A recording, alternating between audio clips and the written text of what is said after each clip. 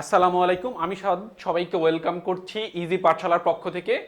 আজকে আমরা আলোচনা করব আমাদের যে নেক্সট পার্ট, সেটা ছিল আমাদের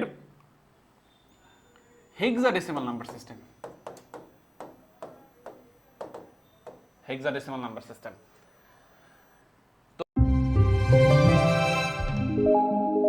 তো অবশ্যই বলবো যে প্রত্যেকটা পর্বে আমি বলে থাকি প্রিভিয়াস ক্লাস, প্লিজ মাঝখানের কোনো একটা ক্লাস থেকে স্টার্ট করবে না। দেখো hexadecimal number system, hexadecimal number system হচ্ছে যে যেই নাম্বার সিস্টেমে জিরো থেকে এফ। আচ্ছা, হেক্সাডেসিমাল নাম্বার সিস্টেমটা কিভাবে বানানো হয়েছে? হেক্সাডেসিমাল নাম্বার সিস্টেমে দেখো, হেক্সা মানে হচ্ছে 6, ডেসিমাল মানে হচ্ছে 10, ডেসিমাল থেকে 10টা, আর এই যে কিছু আলফাবেট নিয়ে কেমন সেটা দেখো। এই তুমি মনে করো আরেকটা গ্রহে চলে গেলা, সেখানে তারা কি করে পরিমাণকে বুঝে রাখার জন্য 16টা অঙ্ক ব্যবহার করে। কেমন সেই 16টা অঙ্ক দেখতে? এই যেটা হচ্ছে 0, এটা 1, এটা 2, এটা 3, এটা 4, এটা 5, এটা 6, এটা 7, এটা 8, এটা 9, এটা এই যে 9, 0 থেকে 9, এই অঙ্কগুলো আমরা কোথায় ব্যবহার করছিলাম? ডেসিমালে। সেগুলো আসছে। আর কিছু আলফাবেট নিয়ে একটা নাম্বার সিস্টেম ডিজাইন করা হয়েছে। আলফাবেটগুলো কি কি? একটা হচ্ছে এ, একটা বি, একটা সি, একটা হচ্ছে ডি, একটা হচ্ছে ই। আমি বোঝার সুবিধার্থে পাশের মানগুলো লিখে দিচ্ছি, কিন্তু কখনো হেক্সাডেসিমালে তোমাকে যদি 10 টাকা লিখতে বলে, তুমি কিন্তু আসলে এ টাকা লিখবা, কখনো প্রতীকটা এভাবে রিপ্রেজেন্ট করবা না, তাই না? এইখানে দেখো, এটা হচ্ছে 11 টাকাকে রিপ্রেজেন্ট করে, তার মানে বি টাকা 11 টাকা।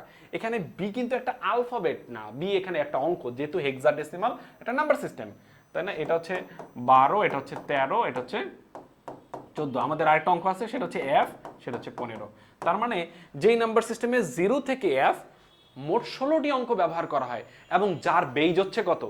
যার বেজ হচ্ছে 16। বেজ কি? যে নাম্বার সিস্টেমে মোট যতগুলো অঙ্ক ব্যবহার করা হয়, মৌলিক যতগুলো অঙ্ক ব্যবহার করা হয়, দেখো এরা মৌলিক অঙ্ক, এই 0 থেকে এফ কয়টা অঙ্ক? 16টা অঙ্ক। তাই হেক্সাডেসিমালে বেজ কত হবে? 16।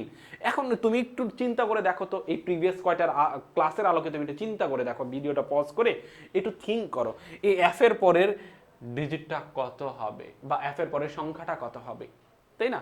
এই এফ তো, যদি আমরা অঙ্কের দিক থেকে চিন্তা করি, এখানে আসলে এফ হচ্ছে সর্বোচ্চ অঙ্ক, কিন্তু এই সর্বোচ্চ অঙ্কে থেমে থাকা যাবে না। কারণ আমরা জানি নাম্বার সিস্টেম হইতে হবে একটা র্যান্ডম প্রসেস, একটা কন্টিনিউয়াস প্রসেস, যেই প্রসেসে যত পরিমাণে আসুক তার একটা লেখার সিস্টেম অটো জেনারেট হবে, তাই না? তা এখানে স্টপ হওয়া যাবে না। তাহলে আমরা কি করতে পারি? এফ এর পরে কি করতে পারি? এফ এর পরে আবারও আমরা যেটা করতে পারি, যে এফ এর পরে আমরা এই যে 0, 1, 2, 3, 4, 5, 6, 7, 8, 9, A B C D E F, এই অঙ্কগুলো আবারও রিপিট করলাম। এই যে অঙ্কগুলো আমরা রিপিট করলাম, এগুলো দিয়ে কি আসলে আমাদের নতুন কিছু জেনারেট হচ্ছে? আমরা নতুন কিছু বানাতে চাচ্ছি। তাহলে এই আমরা কি করতে পারি? এই যে 0-র পরে কি আছে? এই যে 0-র পরে কি আছে? 1। এই 1-এর কম্বিনেশন প্রত্যেকের সামনেই যদি ফিক্স করি, তাহলে এটা একটা কম্বিনেশন থিওরি। প্রত্যেকের সামনে যদি ফিক্স করি, এই নাম্বার সিস্টেমে বা এই জগতে বা এই হেক্সাডেসিমাল নাম্বার সিস্টেম যারা ব্যবহার করে, তাই না, তারা আসলে দেখো, এই এফ এর পরে যেই কম্বিনেশনটা পাইছে, এটাকে তারা কিন্তু এখন আসলে 10 হিসেবে রিড করবে না। কারণ এটা কার পরে আসছে? তাদের সর্বোচ্চ অঙ্ক ছিল এফ, এফ এর মান ছিল 15, 15 এর পরেই কম্বিনেশনটা আসছে, এটার মান হবে কত এখন? 16। তার মানে হেক্সাডেসিমালে 16 টাকা এইভাবে লাগে, এটা 16 টাকা। তাহলে এটা 16 টাকা, এটা আমি মোর স্পেসিফিক ভাবে লেখার মাধ্যমে কিভাবে বুঝাই দিব? এই যে সাফিক্স আকারে বেসকে রিপ্রেজেন্ট করে দিব, যে এই বেইজে আমাকে রিপ্রেজেন্ট করছে কত ভিত্তিক সংখ্যা ব্যবহার করে আমি এটা লিখেছি। 16 ভিত্তিক, 16 ভিত্তিক এটা কত? 10, তাই না? সরি, 16 ভিত্তিক এটা হচ্ছে 16, আর এটা হচ্ছে কত? 17, এটা 18। এভাবে করে করে এটা চলমান থাকবে, তাই না? তুমি এটাও জানো, এফ এর পরে আবার অঙ্ক শেষ, কোনো সমস্যা নাই। আবার আমরা 0 থেকে শুরু করব, 0, 1, 2, 3, তাই না? এভাবে চলতে থাকবে, তাই না? তো 1 এর কম্বিনেশন অলরেডি তুমি ব্যবহার করে ফেলছো, ওয়েল, এখন তোমার কাছে অনেকটা আরেকটা কোশ্চেনও আসতে পারে, আপনি এখানে 1 এর কম্বিনেশন ব্যবহার করছেন, এই 0-র কম্বিনেশন কেন ব্যবহার করলেন না?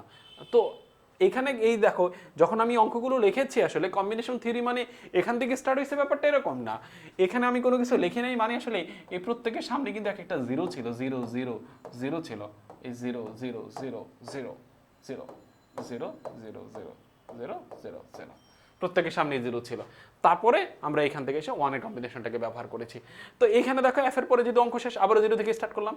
তো 0 দেখো, 0 থেকে স্টার্ট করলাম, 0 অলরেডি এখানে ইউজড, 1 ও অলরেডি এখানে ইউজড, তারপরে বাকি থাকে কি? 2। তাহলে 2 দিয়ে আমরা নতুন একটা আরেকটা সংখ্যা বানাতে পারি। এভাবে এটা চলমান থাকতেছে, কন্টিনিউয়াস একটা প্রসেস থাকতেছে। তা আমার এখানে আসলে এক্সপ্লেন করার যে বিষয়টা যে হেক্সাডেসিমাল নাম্বার সিস্টেম কাকে বলে। হেক্সাডেসিমাল নাম্বার সিস্টেম হচ্ছে যেই নাম্বার সিস্টেমে 0 থেকে f, যেই নাম্বার সিস্টেম আমরা কি 0 থেকে, যেই নাম্বার সিস্টেম আমাদের 0 থেকে f মোট 16টি অঙ্ক ব্যবহার করা হয় এবং যার বেজ হচ্ছে 16, তাকে হেক্সাডেসিমাল নাম্বার সিস্টেম বলে। হেক্সাডেসিমালের ইউজ কোথায়? তুমি যদি কম্পিউটারের ম্যাক অ্যাড্রেসগুলো দেখো এবং IPv6 দেখো, IPv6 আইপি অ্যাড্রেস সম্পর্কে যদি না জানো, আমাদের যে 4th চ্যাপ্টার সেখানে আসলে আমরা এগুলো নিয়ে এক্সপ্লেইন করব। তো এর বেশ কিছু ইউজ কেস আছে এবং প্রিভিয়াস যে ক্লাসটা ছিল অক্টালের ইউজ কেস কোথায়? ইউনিক্স অপারেটিং সিস্টেমে অক্টাল নাম্বার সিস্টেমটা কিন্তু ব্যবহার করা হয়। তো আমি আবার একটু রিপিট করছি, হেক্সাডেসিমাল নাম্বার সিস্টেমে যেই নাম্বার সিস্টেম 0 থেকে f মোট 16টি অঙ্ক ব্যবহার করা হয় এবং যার বেজ হচ্ছে 16, তাকে হেক্সাডেসিমাল নাম্বার সিস্টেম বলে। এখানেই আল্লাহ হাফেজ।